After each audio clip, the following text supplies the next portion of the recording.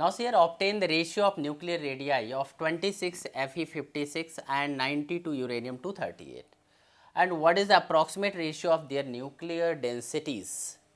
You know, we have done already this formula, R is equal to R naught A raised to power 1 upon 3, where R naught is empirical constant. Its value is given to 1.2 into 10 raised to power minus 15 meter, that is 1.2 Fermi.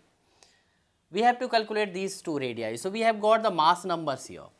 So, we can take for the first one here R1 upon R, that we can take Fe upon R, this is a uranium, is equal to here A Fe upon A uranium, U stands for uranium, that is raised to power 1 upon 3.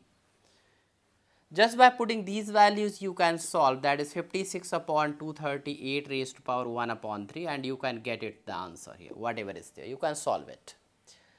Now, for the second part is here, approximate the ratio of their nuclear densities. If you are taking the nuclear densities, that is suppose E iron to rho iron to rho uranium, that will be only 1:1, because nuclear density does not depend on the mass number.